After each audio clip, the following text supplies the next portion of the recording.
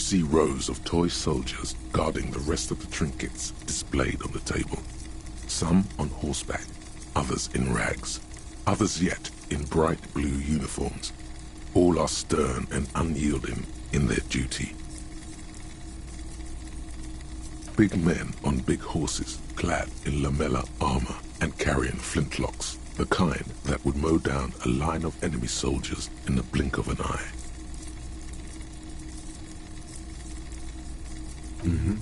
I used to be very serious about my Franco-Nigerian knights. They're not all blue. These figurines also wear gold coats and caps, complemented by orange trousers. They are variously posed, wielding swords and rifles with bayonets.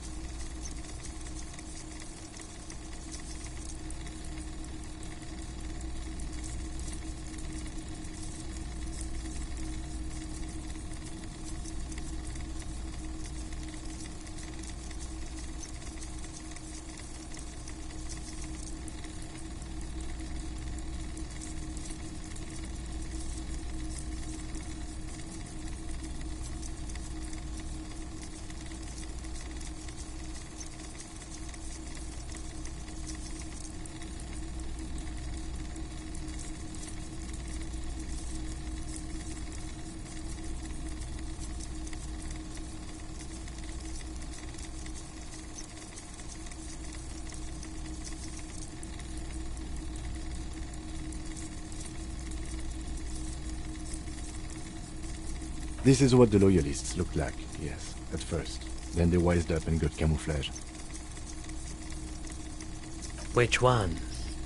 Ah, royalist soldiers from the time of the Revolution. The uniforms are painted a bit too brightly, I suppose. This set of soldiers isn't meant to look impressive. A few have rifles, but most of them carry pistols. You're probably talking about the revolutionaries, yes? Yes, they are soldiers, revolutionary soldiers. I think their poverty has been exaggerated for effect. When you place them next to the royalists, it doesn't seem like they could possibly win.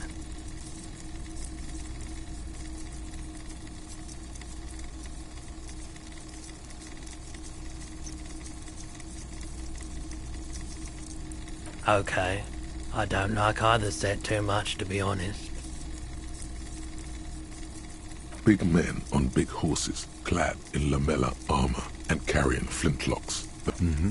I used to be very serious about my Why? What's this? A headless man riding a horse? A headless man wearing futuristic tracksuit trousers that say found. Oh, that's the headless phone rider. There's been a lot of interest in that particular figurine. He doesn't elaborate on these wrong hands. It's unlikely that he ever will. I've heard about it. I've heard the headless phone rider ride the headless bull. Yes, there are several competing versions of the story, but I believe this figurine is a more canonical representation. The headless phone rider. It's an urban legend about a man who rides the streets of Revachol sporting a 50 cents. Bargain priced. I'll throw in the tiny cap too. I think he's looking for it, or something. That part of the story has many interpretations. He lost his cap when he lost his head. Perhaps he's looking for the head. Big men on big horses, clad in I used to be very... Did I mention that this figurine is supposed to be lucky? Always carry it with you.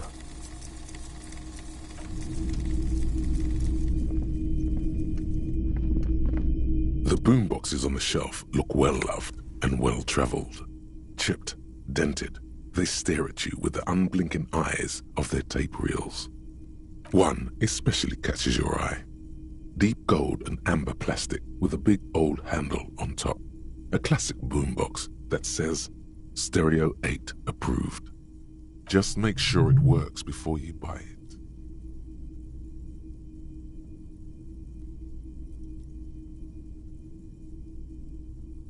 Absolutely.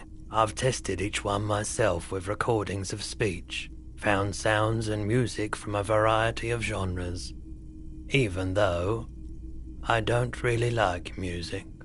That's odd. Why doesn't he like music? The stuff I record myself, silverware shaking in drawers as motor cars race by, nocturnal animals climbing on the roof, airship rotors, that kind of thing. Maybe you should ditch music as well. Get into these more experimental sounds he's describing. If police work means playing tapes, sure, you can use it for that. Or any other time you'd need to play a tape is the Harman Welsh W2, made in Vespa, designed in Seoul, plays all reel-to-reel. Hello, hello. Let me know if... Sure, let me have a look. Another time, perhaps.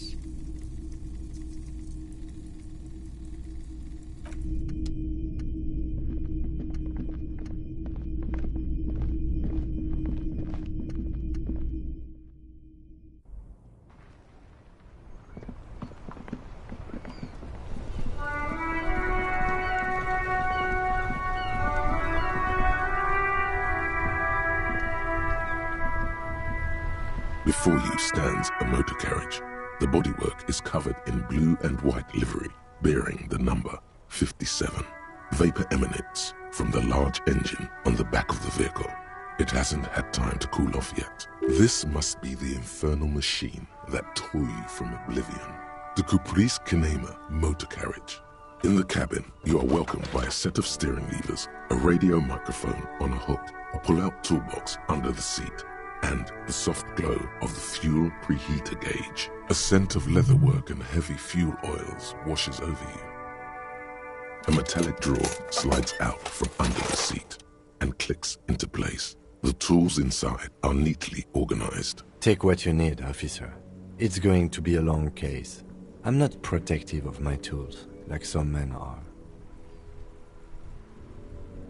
The pry bar feels nice and cold in your hand, heavier than you'd think. Useful for opening all sorts of doors and lids. The handles are long and sleek. Snap, snap go the cutters in your hand. You can do good work with these. Cut chains, locks, and ropes, especially belts. It's robust, weatherproof, and well-made. Police issue, blue. Lets you see things in the dark you would otherwise miss. The pull-out toolbox slides back into its nest. Preheater gauge casts a warm glow on the steering levers and the radio on its hook. As you tap on the gauge, the indicator pin jerks as if startled. It's in the large orange sector, indicating the engine is warm. Next to the gauge is a red switch labeled heat.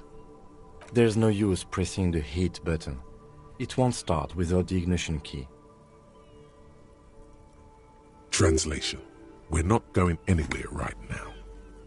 The white suede feels luxurious under the touch, and the metal clutch handle so very familiar in your palm. The frequency tableau lights up, and the green button labeled Prime Line glows like a feline eye. And then you hear something. The soft purr of electrical kittens, radio waves cast far and wide over the metropolis. A woman's voice greets you through the static. This is Precinct 57. Hello, Lieutenant. How may I assist you? Hello, Alice. Please assist our colleague from the 41st precinct here. I'm putting him on.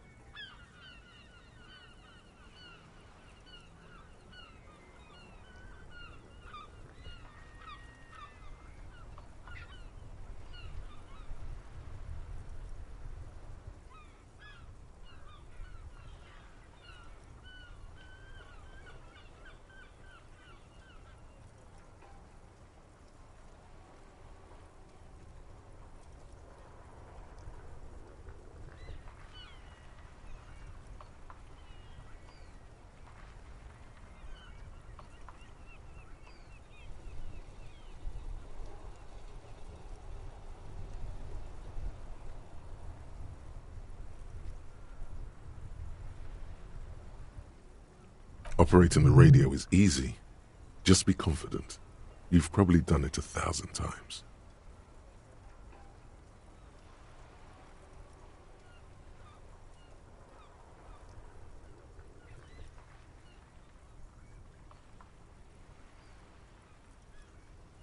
This is Officer Alice Demetri, Precinct 57. How may I assist you? Under the green prime line, a yellow saved button catches your eye. You wonder what the lieutenant's default radio station is. Of course. What is her number, officer? Yes, hold on. Her number is 005 1944 298. Received. Hold on, officer.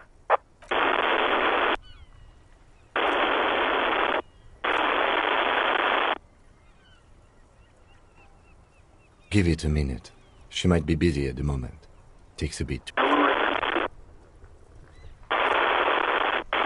Officer, I have Sylvie Malaika on the line for you. Yes, hello?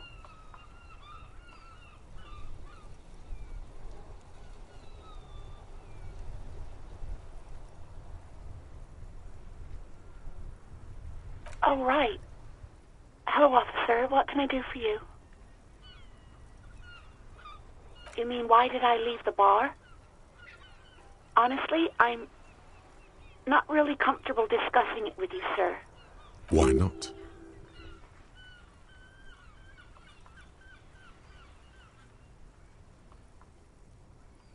What? No, why would you even think that?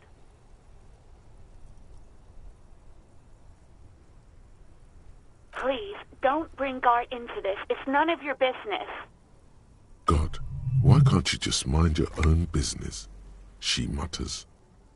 I already said I don't want to talk about this. You're messing everything up again. No, not me. What? Of course it bothered me. But I thought the union already knew about the corpse. No one calls the police. The union would get angry. You know, what the union says goes. People listen to them and they take care of their own, which is like everyone here. Legally, no. In reality, yes. Martinez is de facto policed by the dock workers' union. I didn't want to get in trouble with the others. Push her further. Show her the error of her ways. I didn't know I had to report it. I thought someone would take him down eventually. Yes, I know. It's just... Was there anything else? No, sorry. I don't. Not a lot of people have phones around here. Copper thieves. People don't have the money to have the cables put in again. They use the union. So the union has a phone, and there's one further down the coast. Got it. It was someone else. We'll find them sooner or later, officer. It just might take a while. Yeah, go on. I do hope so. Please, don't call me again. Bye.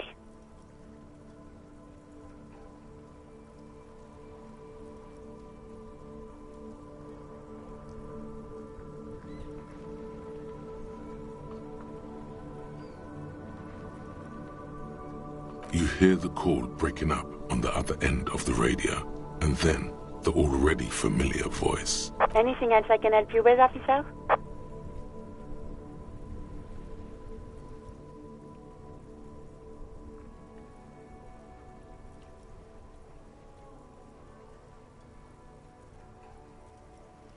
Just a sec. 10-2, 10-5. The man uses relay code. You've got this. You're a cop, and cops know relay code. 10-4, message received. 10-5, relay message. What's your status? 10-18, state your message, sir.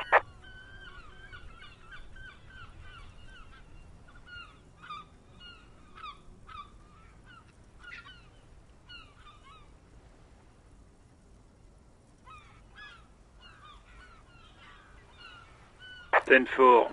Your badge should have most of your personal details. Look over that. Over. 10-4. Anything else for you, sir? Over. Roger that. 10-10. Over and out.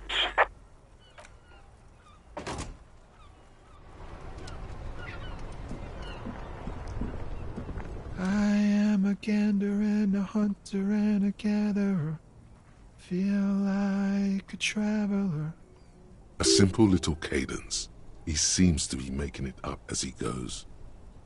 It's the jam, my man. The air from the east is thick with the smell of crude oils, heavy metals and other byproducts of the modern era. It's a traffic jam for the ages. Harbor gates up the street are shut tight. No explanation given. Workers on strike, scabs agitating, an all-around clusterfuck. Meanwhile, we're all stuck here in long-haul limbo for days upon days upon days. Upon days. Yeah, exactly. It's official. He too agrees. This is the antechamber of the afterlife. Feels like forever. Like I was born on this here roundabout and this was all I ever knew. Just me and the metal and the tires, the oil and the fumes of mazout. Mazout is an antiquated term for heavy fuel oils. This man has a barely suppressed performative streak. Or he just likes unusual words. Or both.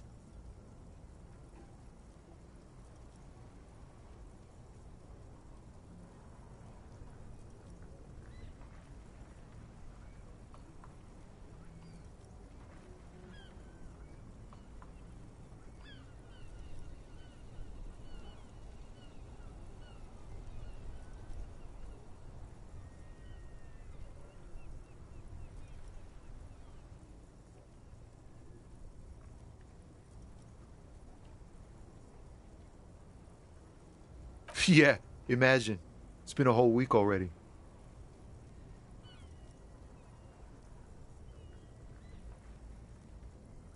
So tell me, what do you need?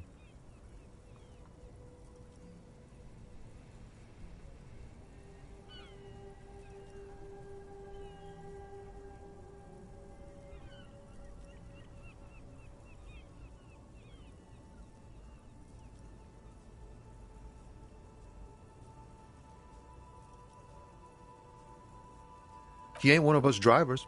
I know that. All accounted for. Otherwise, I haven't really asked about that. Been wasting time right here. Keep him busy. It's easy to see he's telling the truth. He's kept his nose out of the dark stuff.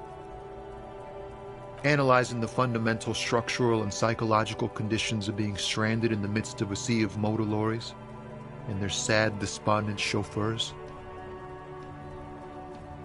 Ask for his conclusion. A sense of surprise there ain't more bodies hanging from more trees.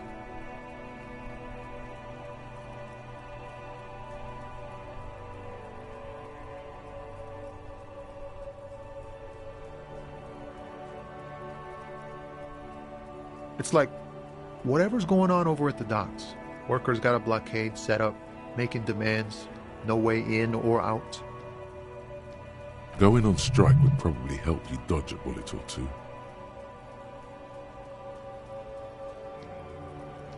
Maybe you should. Cops don't get paid much and the hours are long. Plus, you can get shot. Why not? The RCM is a self-managing organization that operates on donations. We promote our own leaders. It would be like striking against your own mother.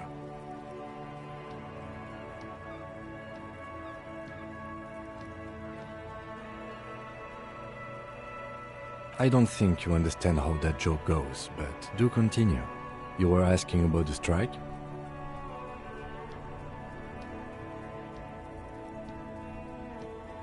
Some pretty wild stuff, I hear. Like a giant new power crane in half the company? I forget what exactly. Good on them, I guess. I've heard talk there's a company rep in town, too. Like a strike negotiator type. They'd know what's up. Precise demands and so on. Ah, yes. from the Wild Pines. We'll meet her soon enough, I'm sure.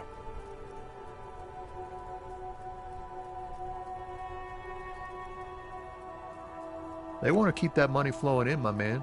Ka-ching. He doesn't blame them, but he's not on their side. That's for sure. Anything else? Yeah, this ain't really my area of expertise. I just do my job and get paid. Us lorry drivers. Camionneurs. You still hang around here waiting for this mess to end.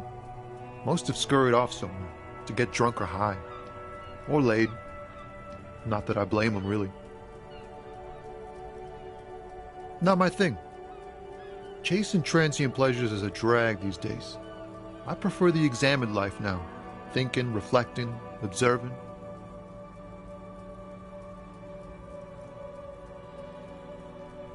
He tries his best to look nonchalant, but there's a rigidity in him, as if trying to conceal something warm and deep beneath a cool exterior.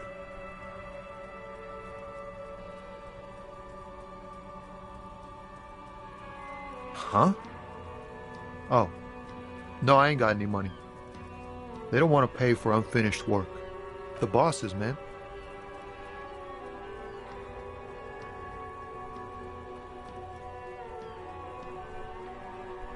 Makes sense.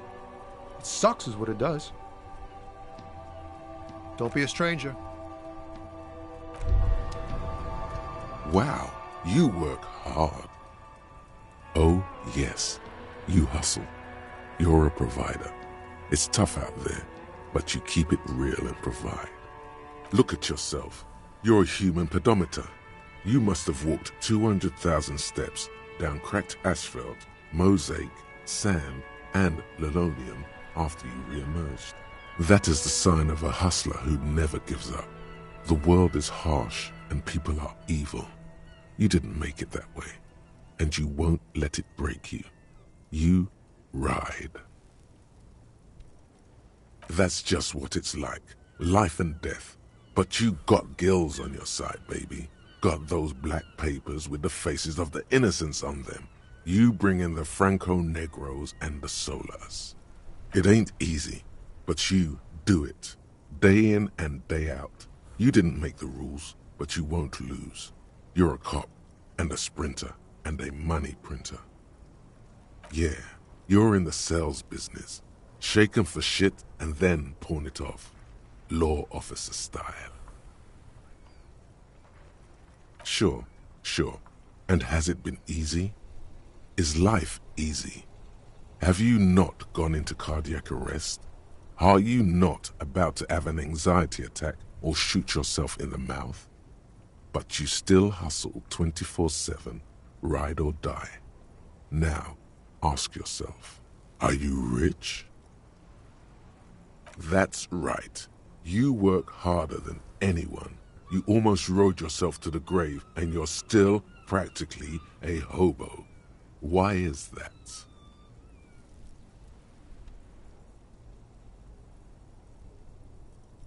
That's right, 100%. Fucking G-Man's got his jam-covered sticky fingers in your pocket, stealing from you every time you buy, sell, walk, talk, fart, so much as sneeze. Aren't taxes almost non-existent in the Gotham estate that is Revachol? Every time you wipe your ass, they got their direct and their indirect modes of taxation. Sales tax, excise duty, extraction tax, alimony. One tax that doesn't even have a name. Plus there's the stuff people in other countries pay for. That makes them ask for more money from you. Here, total tax duties add up to 98% of all your money.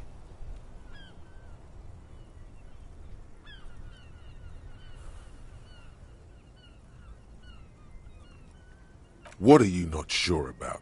They're milking your nipples till they bleed. Can't you see?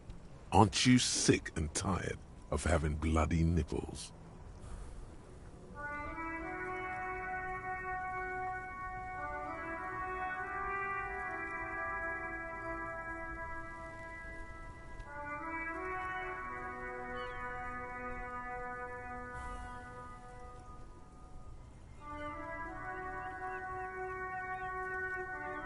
It's all about the tax issue, hustler.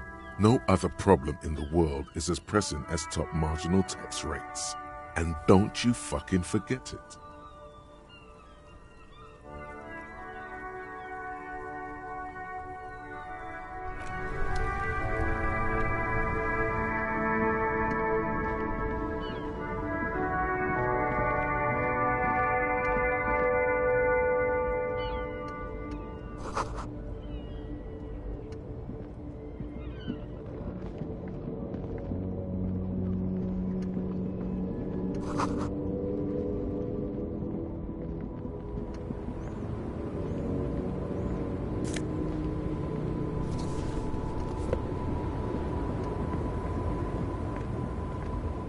The small, wrinkled woman does not greet you.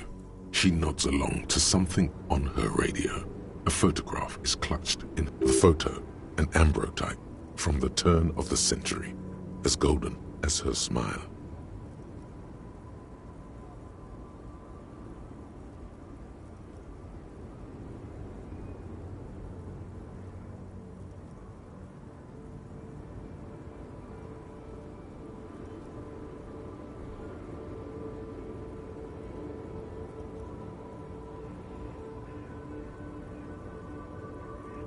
Wait.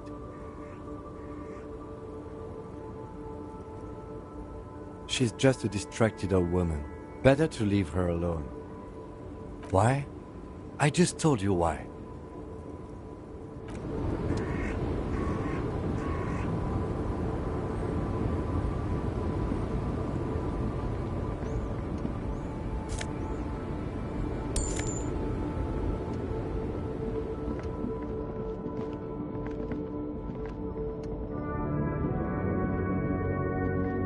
An old monument stands in the middle of the traffic island, pointing toward the sea.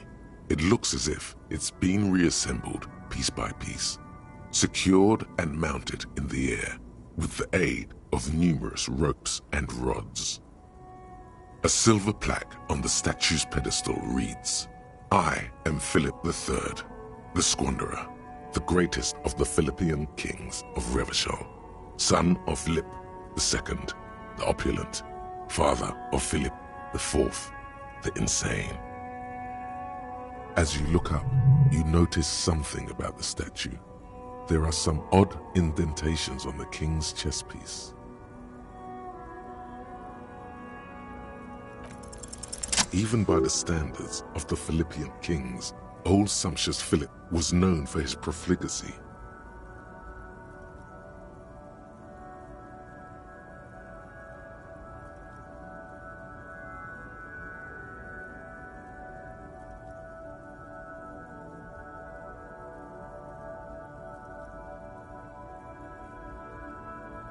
Well, he blew through the whole national treasury, starting the decline of one of the penultimate century's greatest superpowers, the suzerain of Revachol. His own maladministration foreshadowed the fall of the monarchy. During the anti-centennial revolution, an end to his family line and the monarchy on the Insulindian Isola.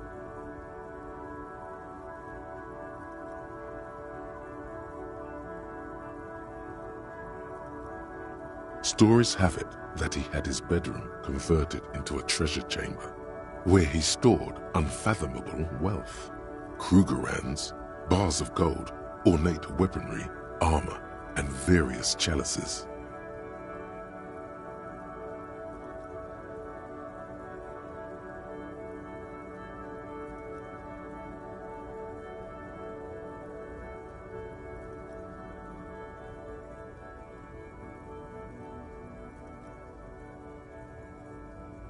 He called it the Sol Auron. It was obscene. There were whispers he slept on a huge pile of gold-dipped feathers, like some obese dragon, instead of a bed, like a normal person.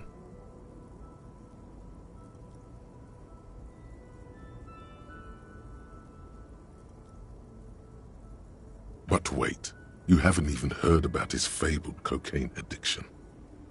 You see, old Philippe wasn't just good at squandering the national treasury on gold and ceremonial weaponry.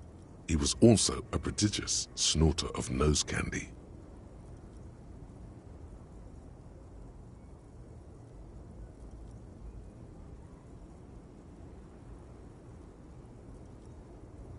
Cocaine.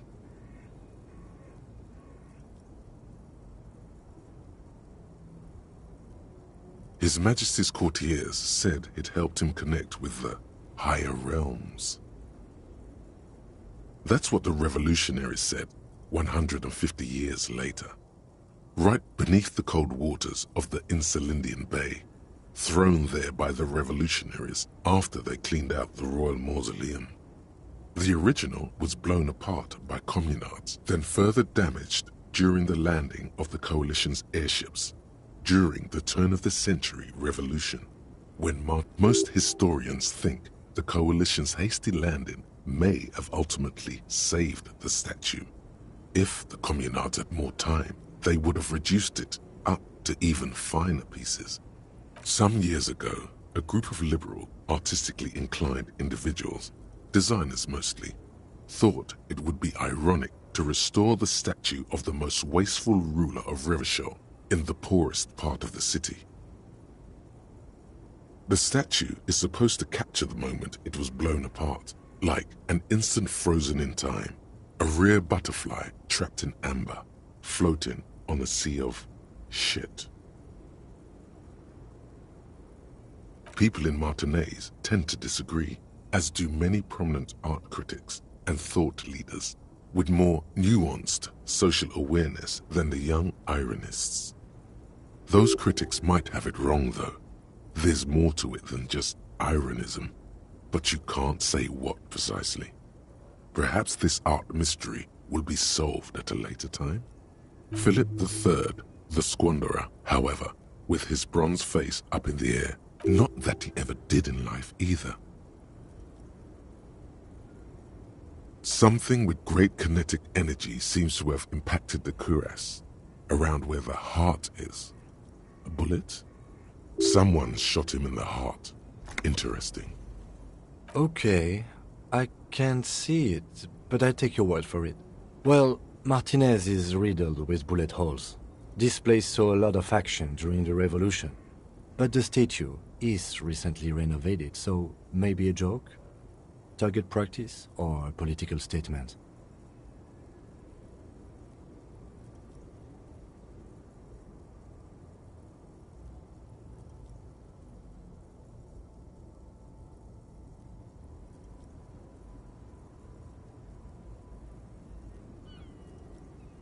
If we connect every bullet hole in Martinez to the murder, I've made a note. Don't hold your breath.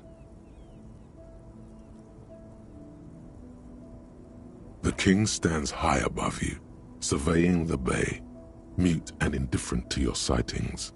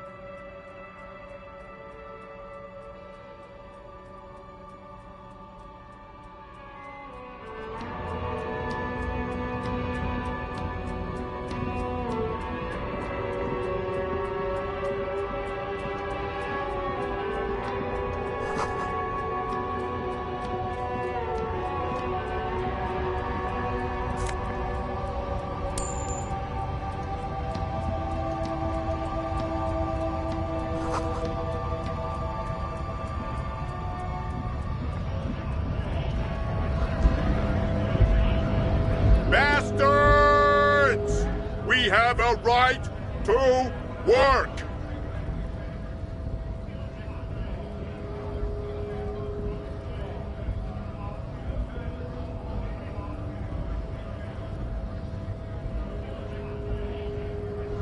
Hold up and stay frosty, everyone. Cops are here.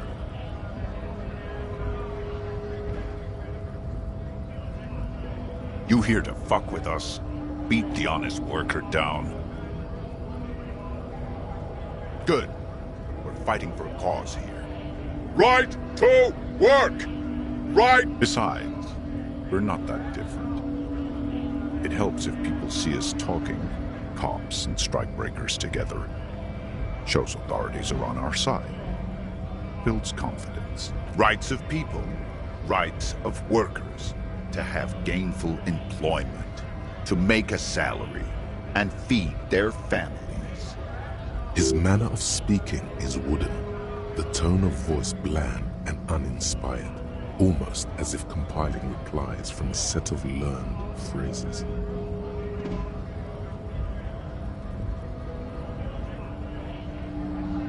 Might be time. Don't let the fat bastards tread on you. Cops tend to side with the higher-ups, but you're essentially still workers.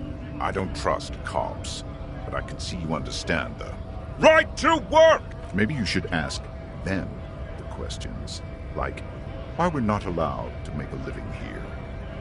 Shame on you! We have families to feed, you piece of shit. So do we, Scott.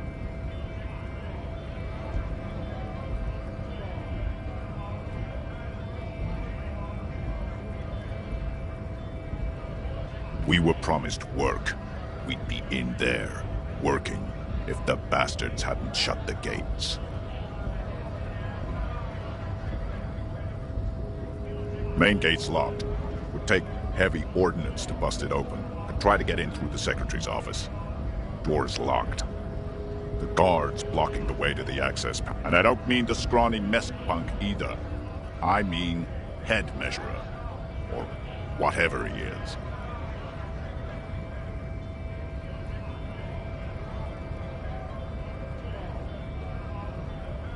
Huge Seminese guy standing up there on the overhead passage. Won't let anyone by. The access panel is right bad. Standing on a narrow bridge, he's got a strategically advantageous position. And he's trained. I don't know how the Union has a trained killer up there. But that one's no joke. And my men are tired and hungry. They're workers, not fighters. Why don't you go arrest them instead? I'm sure they've done plenty of criminal shit. They have that look. It would be better for the neighborhood if you went home. At least for now. If you can't get in anyway. No! They will give up eventually. Or get drunk. Leave the button unguarded. Then we charge. Have fun. Union shits are on full strike. Don't think they're going to let you through the gates. I know nothing about a murder. Wouldn't put it past these harbor bugs. They'd do anything to stay alive.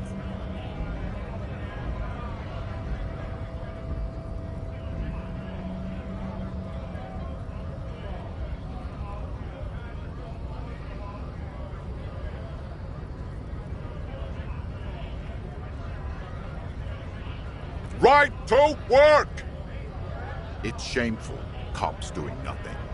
You should bring backup. Open up the gates for us. Blockading gainful employment for workers is a crime.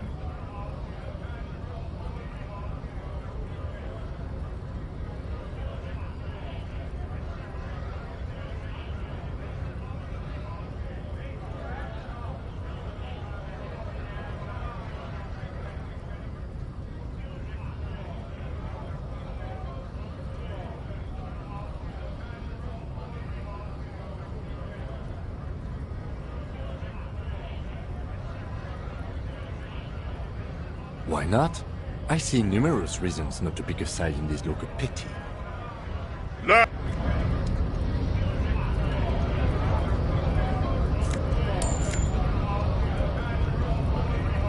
Scab? You're hazy on the notion of a scab. Smells like politics, though. Maybe it's got something to do with the flask he reaches for from time to time. A kind of a worm, content with mere survival. They come, they want to do our job for shittier pay, screwing over both themselves and us. Everybody loses.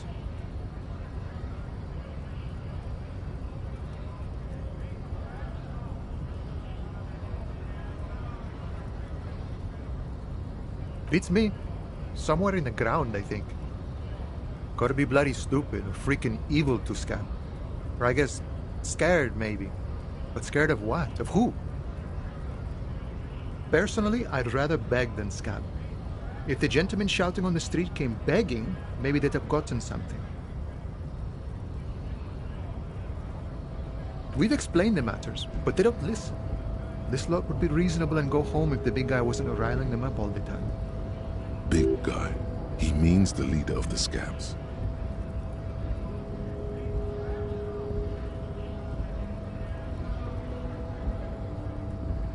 Good one, officer. Don't worry. We here have solidarity with the RCM. Imagine, you cops going on a strike, but then another cop comes in and says, let us cop for less money. Psst. Show him your stolen card. Now has arrived the perfect moment. Speaking of, what brings the RCM here? To the Wild North? Come to see the strife? Murder, huh? That sounds like a lot of hard work. You'd never see me investigating a murder.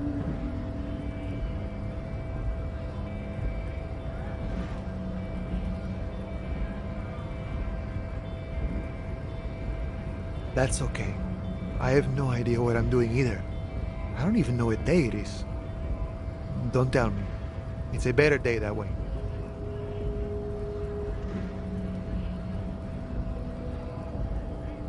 Sure thing, my friend. I can help you out. The coin narrowly slips by your outstretched fingers and falls to the ground. Oh, I'm sorry. Didn't mean to throw it like that. It's a thing we harbor folk do. It was not meant as provocation or ridicule.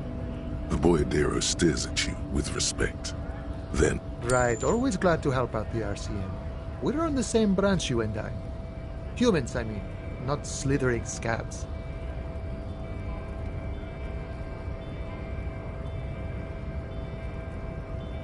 My friend, I respect the right to roam.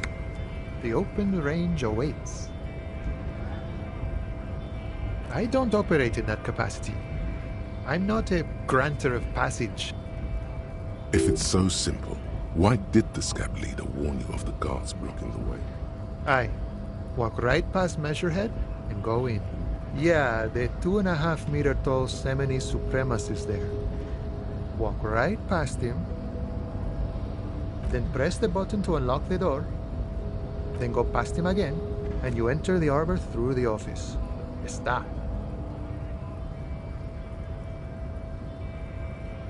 Don't worry, I'm sure it's not completely impossible. For example, you could best Measurehead in a physical confrontation, or you could convert to a Semini supremacist worldview. Or, maybe it actually is completely impossible. Not yet, no. He's incredibly strong.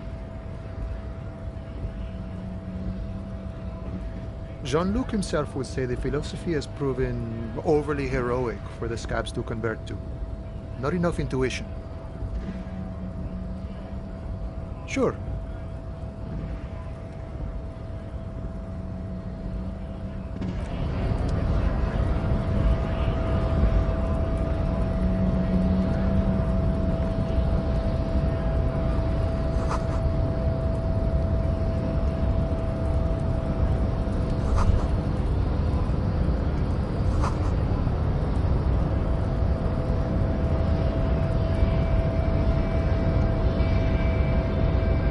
Nobody betrays your degeneracy. Yeah, Measurehead. His body totally betrays his degeneracy.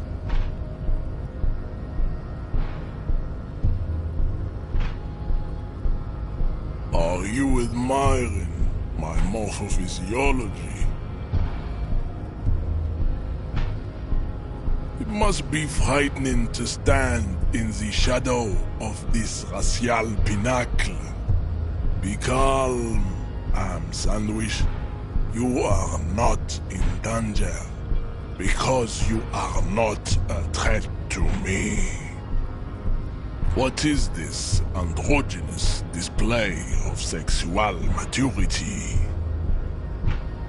Merely standing up makes you sweat profusely. Your breathing is erratic. Your own heartbeat in your ears grows frantic, and you feel your blood pressure rise. Stop it! You are embarrassing yourself in front of this woman and your pedomorphic friend. This display of weakness may appeal to older women with a stronger maternal instinct, but it is a liability here on Battlefield Martinez. Jean-Luc, his body is betraying his degeneracy pretty hard. Maybe you can ask him to leave. You have succumbed to Al-Ghul. You reek of it. An invisible sword of Al-Ghul emerges from your throat. You cannot see it, but others can. It is making the woman in my company sick. It's not good. It's like a rat crawled into your stomach, got drunk and drowned. Yes. He means alcohol. I doubt it, my microcephalic race servant.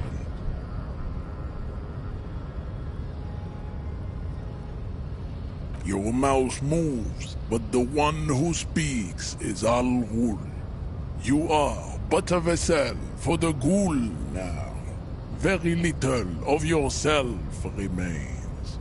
Occidental Haplogroup B4 is done giving orders around here. The influence of the Sandwich race is waning.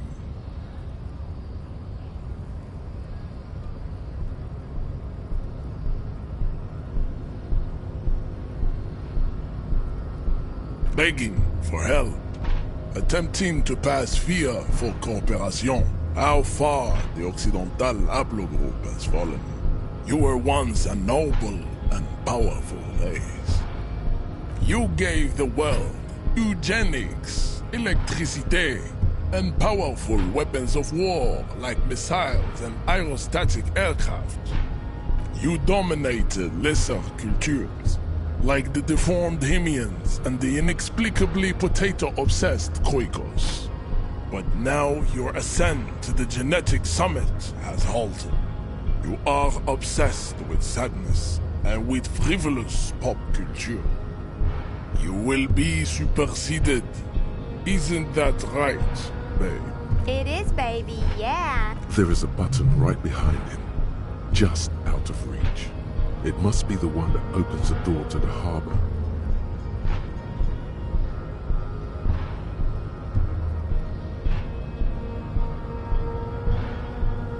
It is my task to keep the degenerate drunks from entering the harbor.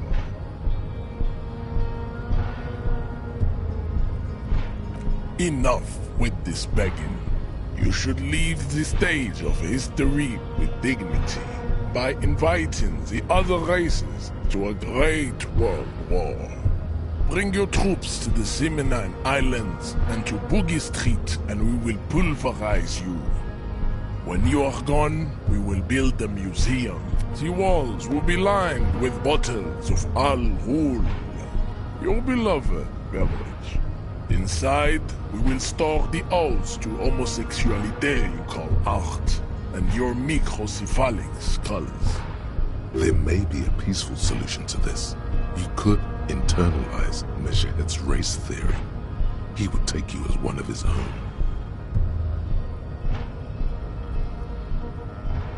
The best idea.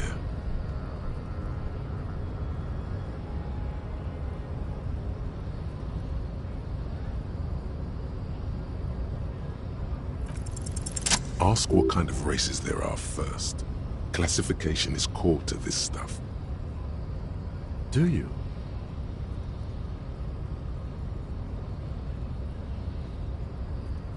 The lieutenant looks toward the harbor's electronic door, and then, to you, he lets out an audible sigh. You are obviously a liberal, Sayolite. A polyculturalist. I can see it from your love of microtechnology and your sartori. There are 3 categories of race. Type A, the heroic races. Type B, the servile races. And the vile CF race cauldron of pederasty. Which one do you need education on? Those are the Simonese, the Areopagite, and the Occidentals, excluding the Maun, of course. A receding genetic pool has led the Maun on reprehensible street parades. In Maun cities like Stadskanal and Vredefort, wherein would you know them by the names of their nation-states? The Oranese. Mahoon is a derogative term for first world people of Gotvaldian descent. They do not all have eczema. Also, people of Katla, like in some municipalities of Oranje, people do wear shoes made of wood to street parades. Green. The Maun are proof that you can have too much Occidental racial purity and tassel-centric culture. Inbreathed. Colorful tassels are, let's be honest, not a good sartorial choice for this century. You might want to avoid wooden clogs too. The Vespertines and Messenians of Vesper and Messina. The ancient Meteorans of Meteo by the Golden Pisantic Sea. The other large Mondial civilization, the Mesk, are too yellow and oleaginous to count as a heroic overproduction of sebum. Sebum is leaking into their brains, making them listen to El Mariachi music and eat toxic meat, as proven by the Maun and the Mesk. Occidental type A is in retrograde. The Simonese and the Areopagites are on the ascent. The Areopagites are sleek, long-headed. The Simonese are powerful. The latter is perfected and adapting. To get Type B are the unheroic races. Amorph. The Khoikos of Grad, Yugo, Zhimsk, Shest et al. Are what you would call white, officer. To an untrained eye, the Khoiko appear white and pinkish, like a ham sandwich. But look into their eyes and you will see. They are of an indistinct mud pinkness is a racial quality that has to be earned through centuries of advanced ballistic warfare and cultural domination. The Khoiko, the countless micronationalities of... Wouldn't he be one for ethnostates?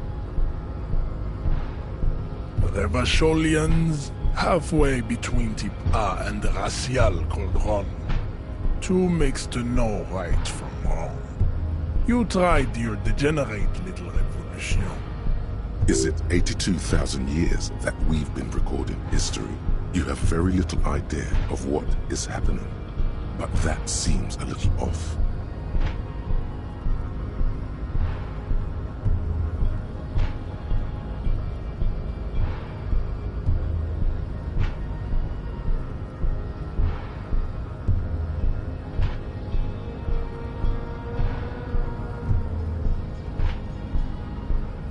The mysteries of the people of this planet are a tragedy that has played out countless times over, like a fever dream of skin, hair, and bone. Wake up, naive chess-piece. The revolution came to Ravachol from Grad, in Zaraz-ridden potato carts. The revolution is fatal familial insomnia. Enough of Tibet. Tips CF are a museum of failed chimeric experiments and tragic maladaptation. Lesser races like the mosquito a grotesque mixture of a masked woman and a Simonese man. Only possible, the mosquito is born sterile, like a donkey. All they have left is to ride. It seems unlikely that two human beings produce genetically sterile offspring.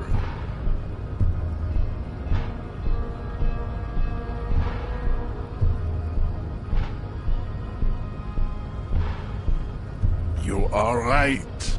You have misunderstood. You lack bait. Then there is the Simino Koiki Chimera. Are you sure you wish to know of the Simino Koiki Chimera?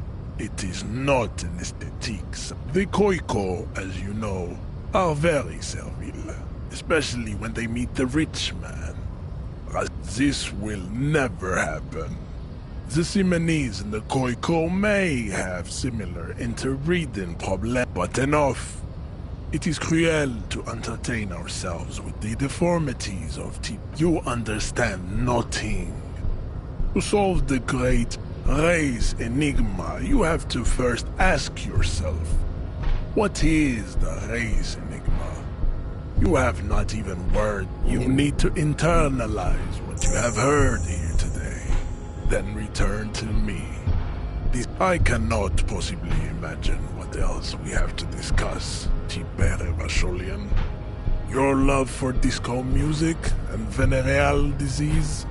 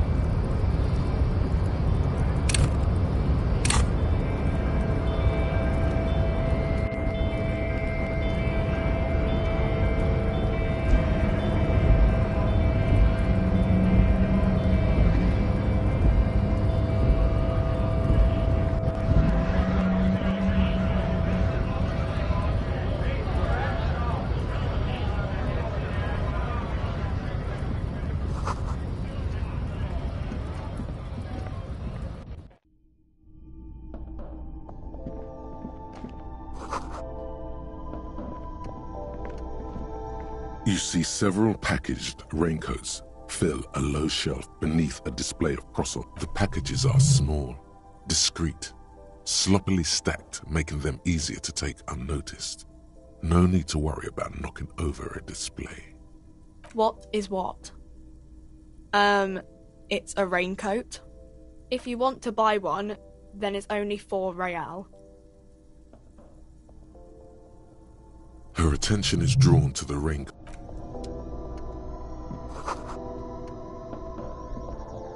The tear machine stands in the corner. A sign says, 1 bottle equals 10 cents. Oh, that's the tear machine. It's a machine for tear. You know, you find tear outside, like bottles or whatever, and put it in the machine, then it gives you money. You need a bag, I guess. We used to have some, but we gave... Feel free to use it if you find a bag, though. I'm sure there are some out there.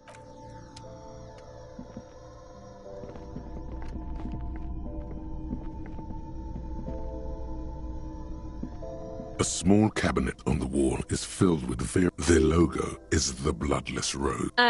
Just ask me if you need anything from St. Baptiste. We don't stock prescription meds, but we do have Nosafed, Duramine, Magnesium, and Hypnogamma.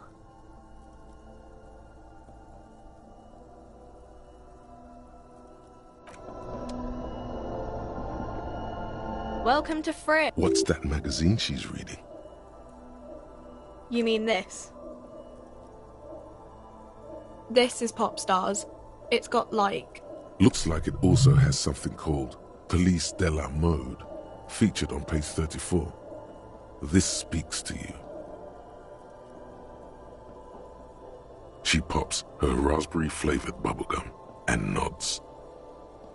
Her shoulders tense. She shuffles back only slightly. Bewilderment and repulsion root her in place. The lieutenant frowns at you before turning to the clerk with an apologetic half-smile. Okay. I'm not really supposed to be chatting to anyone, but, I don't really know anything. I mean, I know it's there, but I haven't seen it, so not really. No. I didn't know him at all. I don't know, really long. I don't... No need to worry. It's just standard procedure for us to ask around. If you hear anything, let us know, okay? Okay. Uh-huh.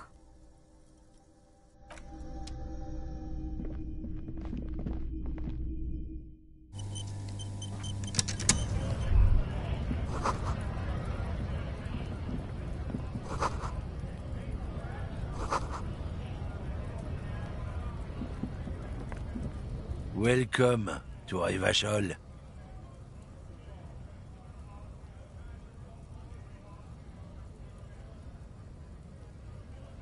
Don't you welcome to Revachol me.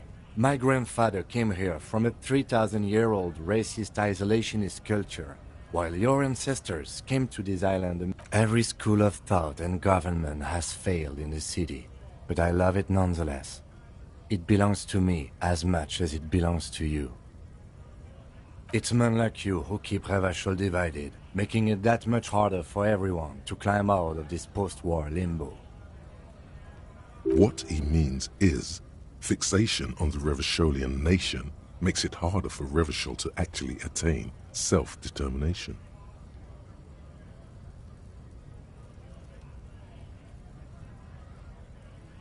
Oh, come on, man. I just said, welcome to Rivachol. It's a lorry driver thing. I know exactly what you meant. You think my kind doesn't belong here, that I should watch myself and behave. But you see, I'm an officer of the RCM. It's actually my job to make sure you behave. Silence. The air between them. Your partner needs backup. Now's your moment to shine.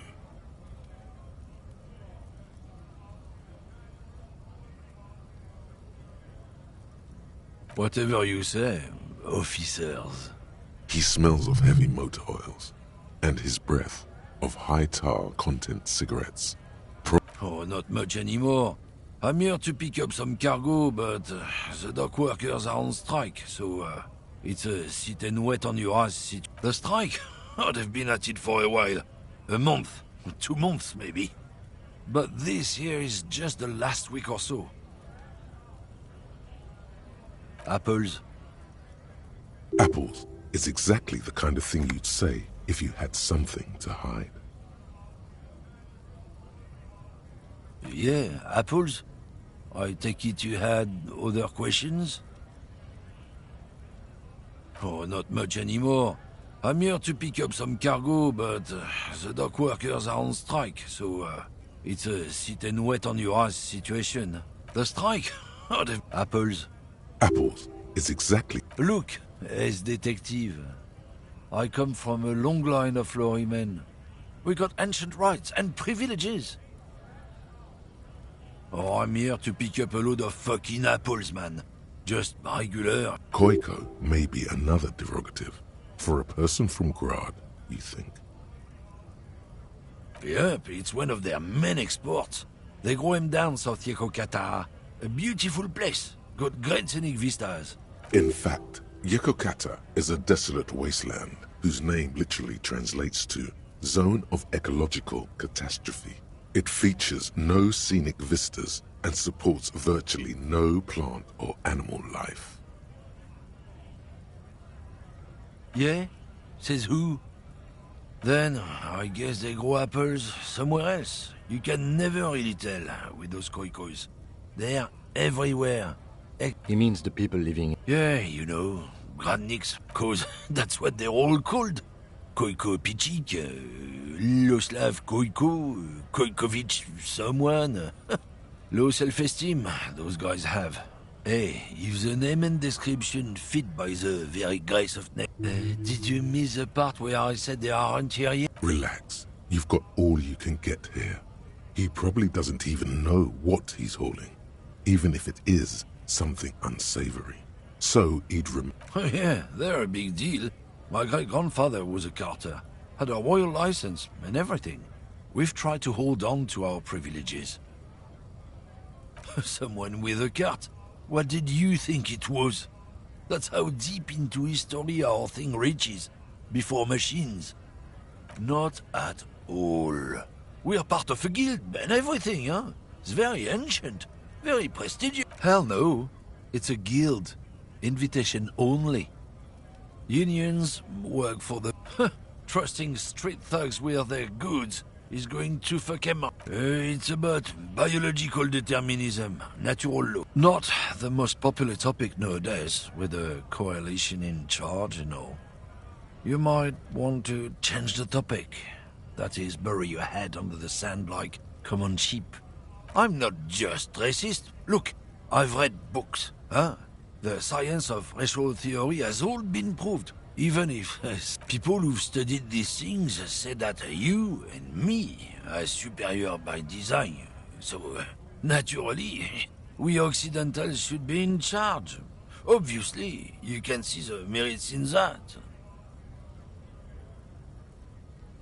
Open your eyes. Haven't you noticed something different lately? An unfortunate downturn, maybe? Huh? When members of the superior race cease to believe in their innate superiority, they stop competing for resources.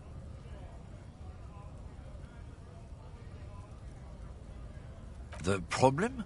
The damn kips are showing a real good game lately. Same with the mosquitoes. Cultural victory? What is this then? It's what the kips of Boogie Street are going for, right under our noses. And the others too, on the radio. Heard any chansons lately? Heard any motetos or leader? No. Dominating culture is how they plan to win. They say so themselves. It's true. Also, you need to realize the dangers of mixing races. Who knows what might happen if people don't stay in their birthplace? You go right ahead. Lieutenant Kisaragi's stern expression remains unchanged. Not a lot of moral fiber on this one yet, he thinks. wriggled out of it.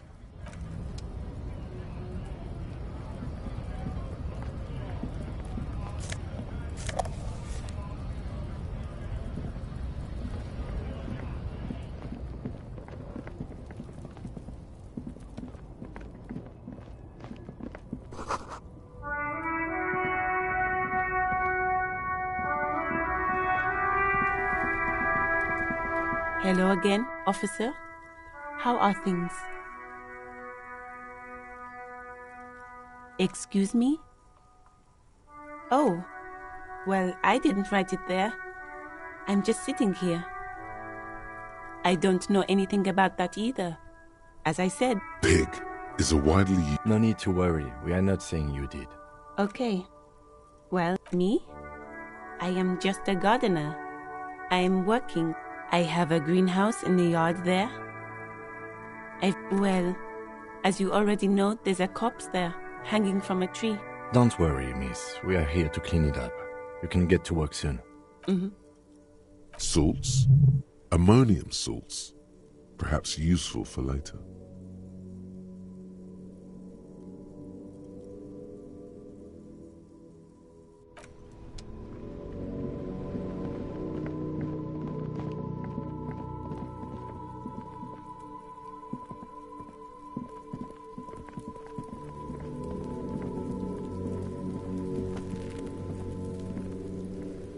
There he still is, looking right through you with his white eyes. The body below is entirely dedicated to that.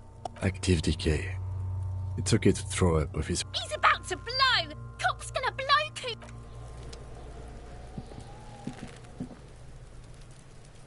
There he still is, looking right through you with his white eyes. The body below is entirely dedicated to that corpse smell.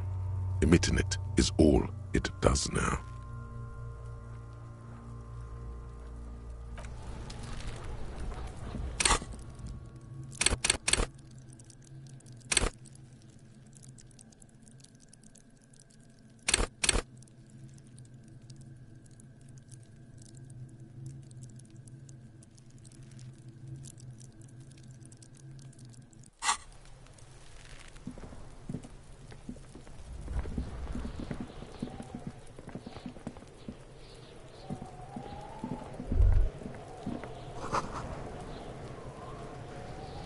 This trash container is locked. The sliding lid has a padlock that says, whirling in rags. Just a trash. Your fingers start to itch just looking at that padlock.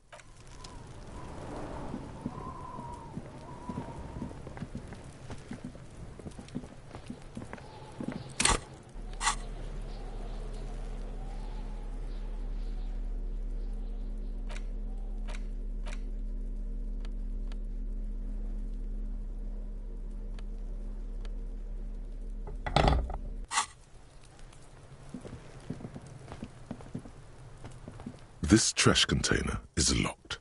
The sliding lid has a padlock that...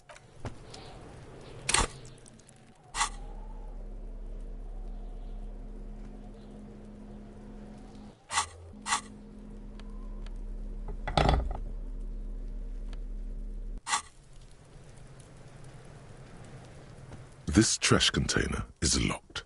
The sliding lid has a padlock.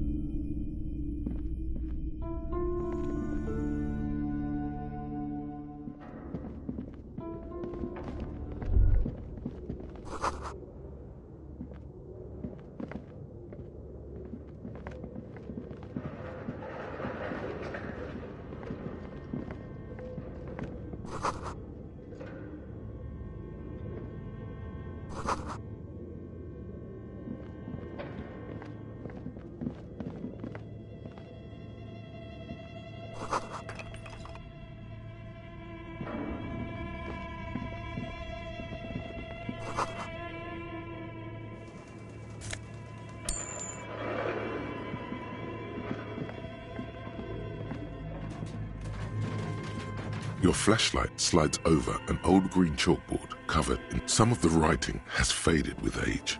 These lithe, pointy-eared creatures appear to be different types of welkins. You make out autumnal candle welkins, casting translucent welkins, with organs shining under their skin, and even ether welkins, hailing from the... You should adopt one of those welkins as your persona. No longer one of the welkins towering among the rest. It's Vara Hamira, a high welkin, his face white and scarred like cracked marble. This is clearly a welkin supremacist. The note says, all non-welkin races will be purged. The Haldor, the Twarg, the humans, and even headless men, all of them, purged. An inordinate amount of time has gone into drawing these little welkin creatures.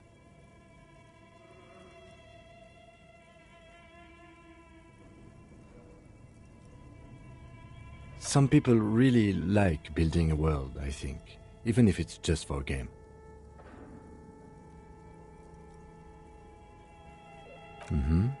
Political commentary. That one has a great beard, too.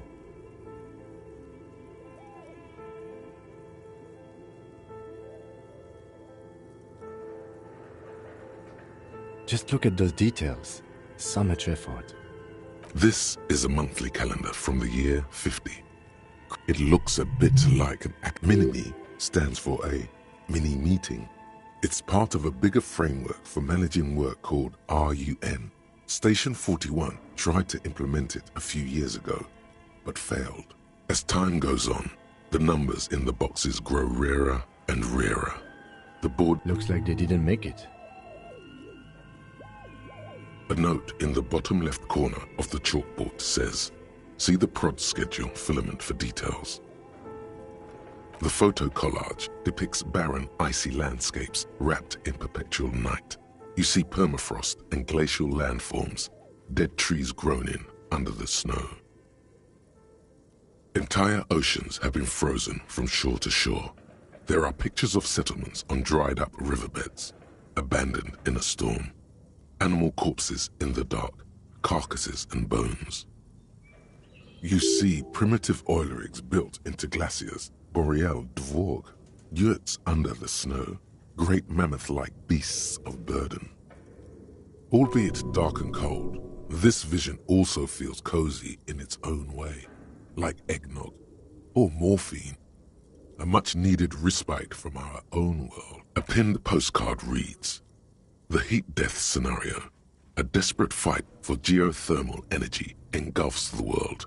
As Wirral becomes the handwriting is only partly lit. The full text reads,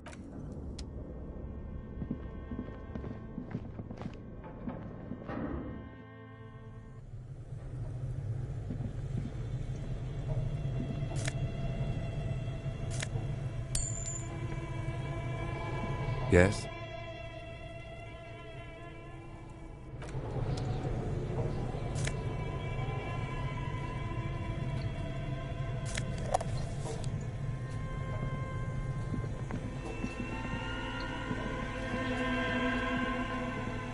You see a terrifying ice bear with a strange compartment in its belly. The bear looks oddly realistic. Is it taxidermy? The lieutenant doesn't answer. His eyes are glued to the animal. A sharp slice of a gust of freezing cold air rushes to greet you. The lieutenant takes a peek inside. His hand has found the holster of his gun. The shelves are empty.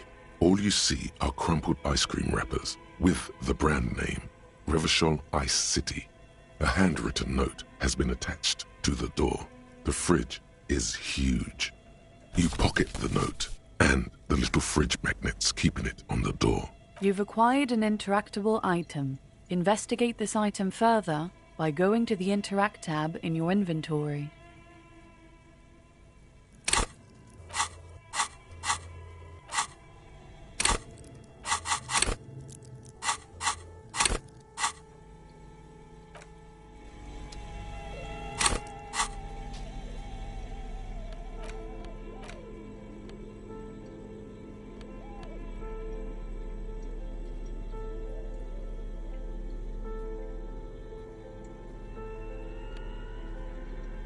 note is written with a blue pencil on a piece of lined office paper. Does it say anything interesting? This is tangential at best, but the lieutenant's detective instinct is still active. Someone has scribbled, S. I can't believe the off-site copy is still here. The illiterate ginger kid keeps stealing stuff from the studio, so I had to hide it somewhere safe. You'll find the filament memory with the off-site copy in the frozen ice cream maker. Please take it home, ASAP. It's important. I'd do it myself if I lived in a civilized place with a freezer. Take care, Sully Swaff.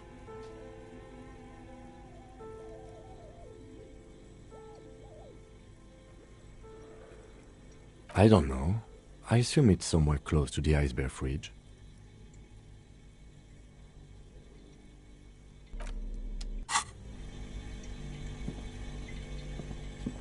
The bear's eyes are still. A friendly cartoon bear smiles back. The paper still smells of vanilla and chocolate.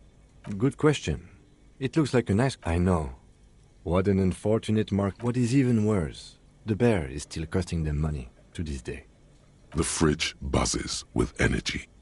The electricity bill on this thing must be catastrophic.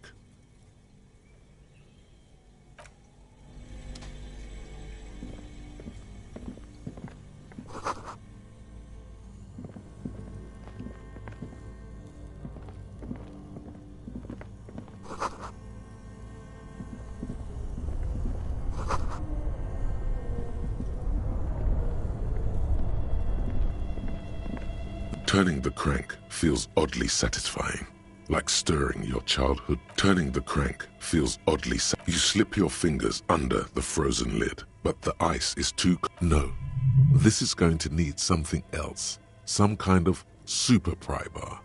Don't even try to open it with a regular pry bar. If you want to try again, then you need to have the pry bar in your hand. Equip the pry bar by...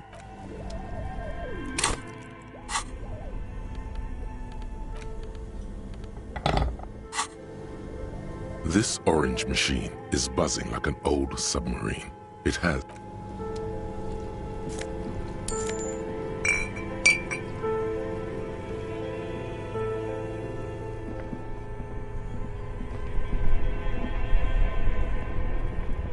Two cables are plugged into the breaker box. The red one leads to the ice bear fridge and the black one to the ice cream maker nearby.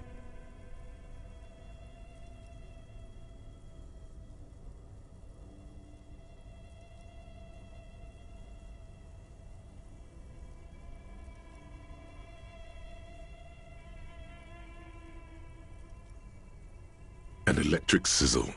The room is slightly quieter now.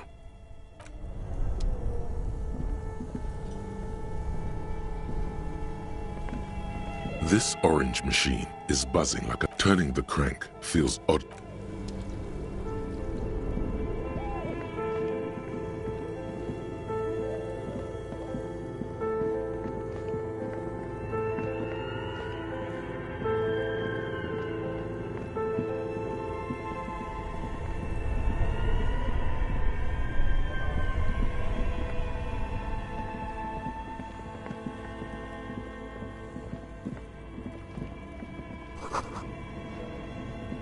A thick layer of coal dust covers the furnace. It's dark and grimy here.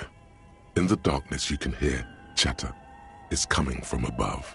The echo is so prominent, it's impossible to discern what the voices are saying. What are you doing?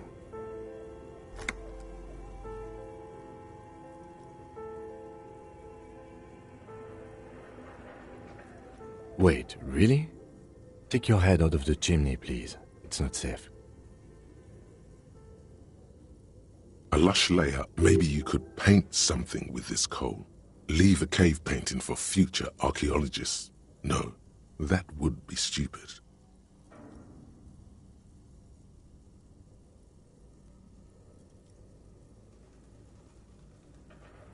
A hollow ring echoes through the furnace. Your toe hurts.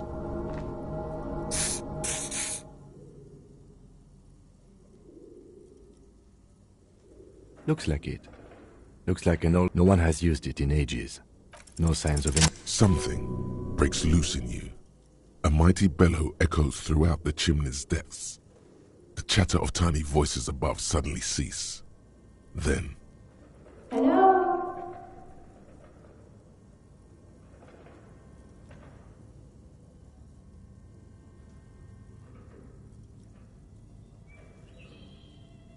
Hello? Did you say anything? I can't hear you. Please come upstairs. You hear a low rumble upstairs. The sound of a curtain being pulled aside. After you, officer. You're right. The rooms do look like they're connected. But malignant entities don't exist. At least not the... Always has to be the skeptic, this man.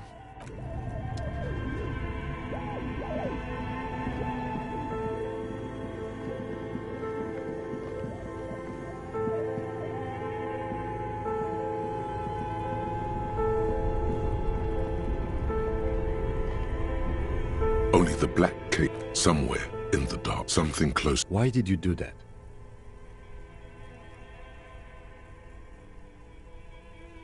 The lieutenant raises his brows, but doesn't say anything. The electric distribution board now has one cable missing.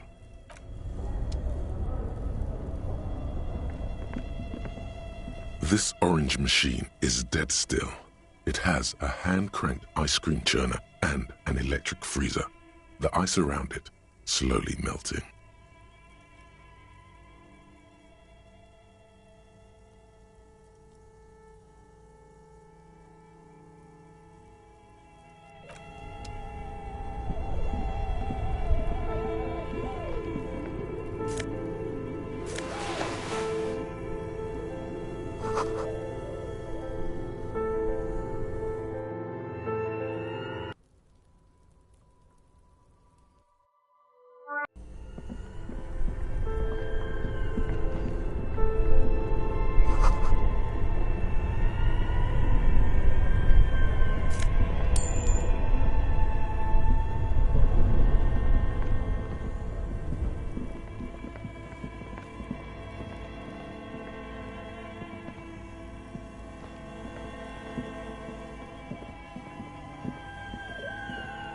A few bricks have fallen off, revealing a compartment behind the wall. It's too... There is, yes. And there also appears to be something inside the hole. Your hand reaches deep into darkness and spiderwebs, rummaging around. Most of them are rusty and inoperable, like the rest, but one catches your eye. A bolt act... That's a rare sight. Seems to no longer be functional, but still a beautiful thing in its own way. It means there are firearms, albeit inoperable, still lying around in Martinez. He likes this find. Seems like an old bunker from the revolutionary period.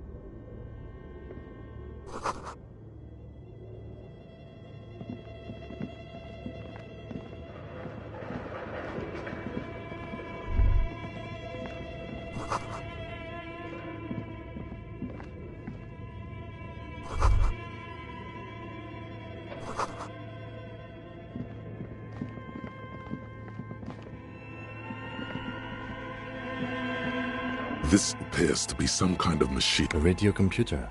What he means, this is the Ream Civic radio computer, model RC5120. We have one of these down at the station, but I never really learned how to use it. The machine lights up like some prehistoric animal stirring from its slump. Nothing happened. Something's missing. There's no... It's empty, like a beehive without its brood. This is where the memory should go. Nothing happens. Nothing happens. Nothing. Something's missing.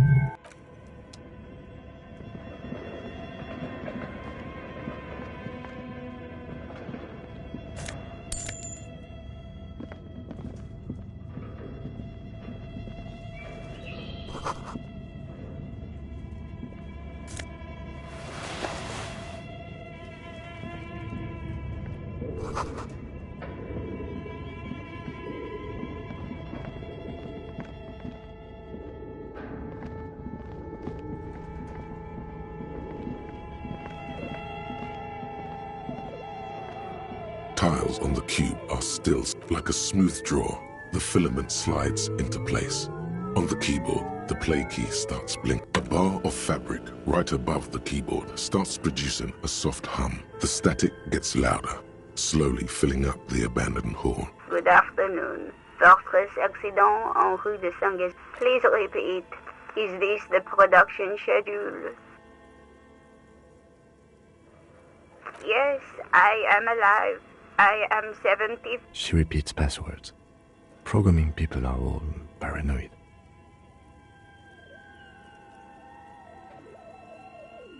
I work as a repeater at the East Insulindian repeater station.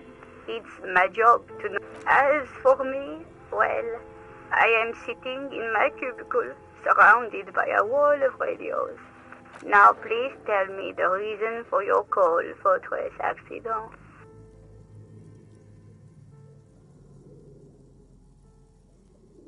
The filament you have inserted into the reader. Yes. Is that the production schedule? Good. Please repeat the password. Password? Of course it would have a password. That's why there's a human administrator involved. Received.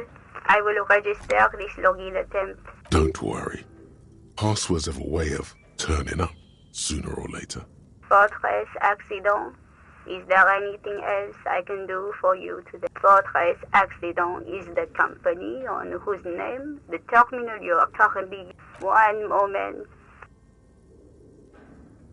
Fortress Accident SCA produces. That's not bad.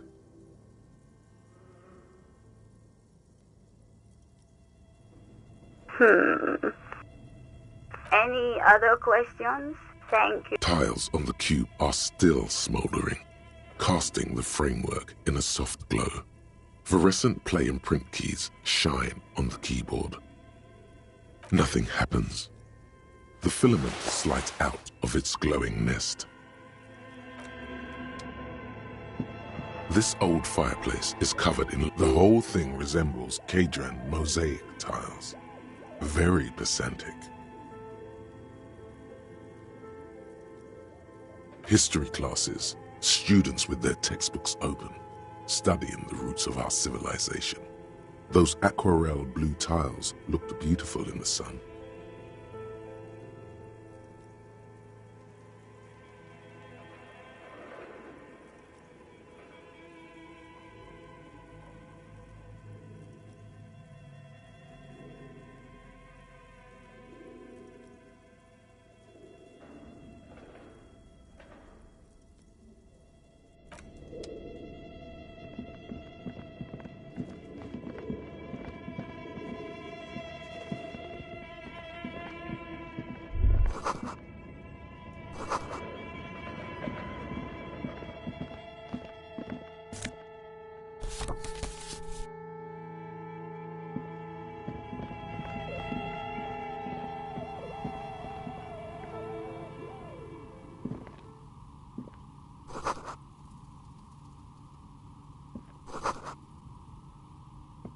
Hello, I'm Nia.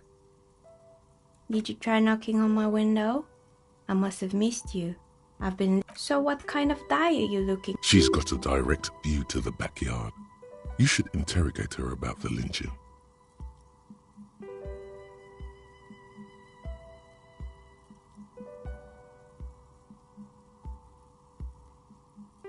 Yes, Amelie is like a call-in station.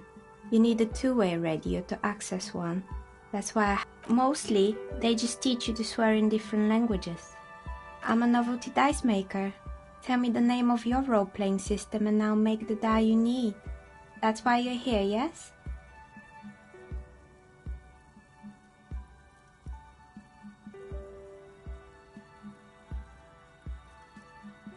How strange. Well, if you're interested, my rate is 10 real per set. Unless you want something really unusual. Take a look around and see if there's... It almost looks as if the stones and dice are a natural part of the room, growing out of the shelves like stalagmites. No falsehoods are present. She's a novelty dice maker and doesn't have anything to hide. Ask what you need. Nothing really. I didn't know him. The lieutenant looks at his notebook. Then, the woman under the large window. Your window looks directly onto the courtyard.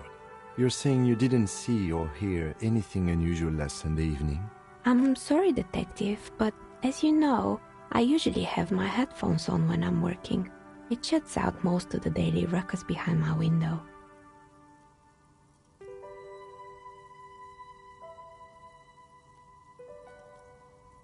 It's an odd profession, making dice for people, but I like it, and I prefer doing this to sitting at home. I might have, but in this case, all I would have seen is my own reflection staring back from the darkness. It's light here, but dark in the yard at night. It's really hard to make anything out in the yard when it's dark outside. Besides, I rarely get up to look out the window when I'm in the... Well, there's always during date. She's heard of the murder, but did not. But I never saw anyone during that fate. She nods. Anything else, officer? We're inside the chimney of an old central furnace. It's strange, I know. But when I arrived here, all the other rooms were creative. When she arrived here, there was no room anywhere else. She must have known the other businesses. How did I become one?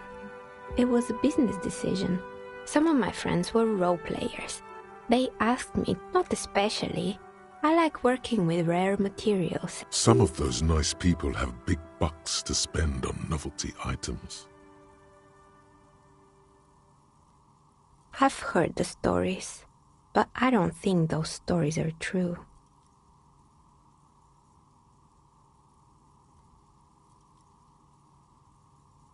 Plaisance, the bookshop lady? I've heard that her business is doing rather well. Have the energies spared her somehow?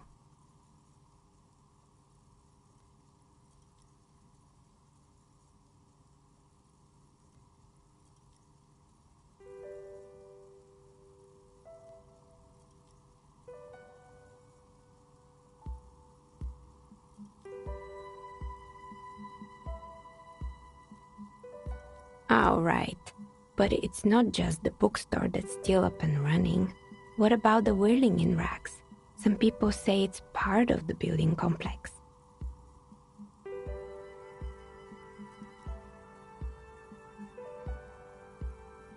You could say so. Both houses were built at the same time and under the east of the Commerce Central project.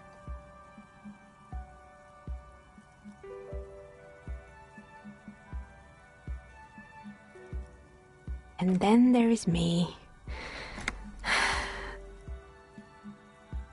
I've been here for 14 years, selling novelty dice to role-playing enthusiasts. Not exactly a million. Maybe it's just because she's so talented that she's been able to woo the curse.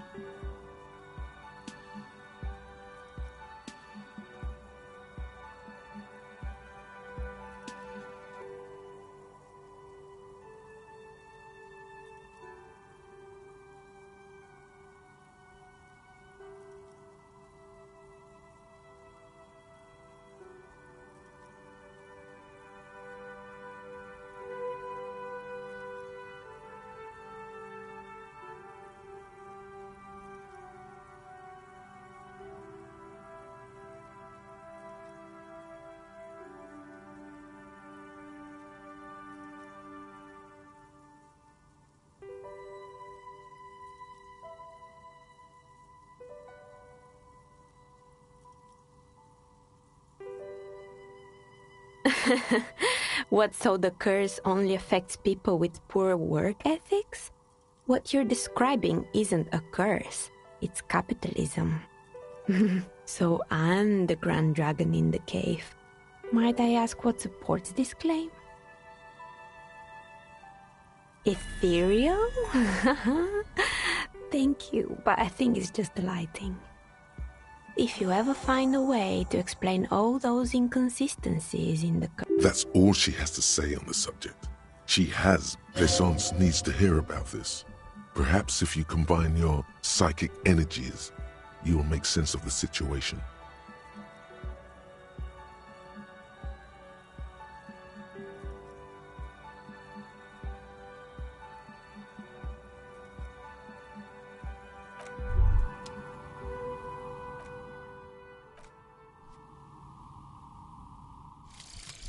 Advanced race theory.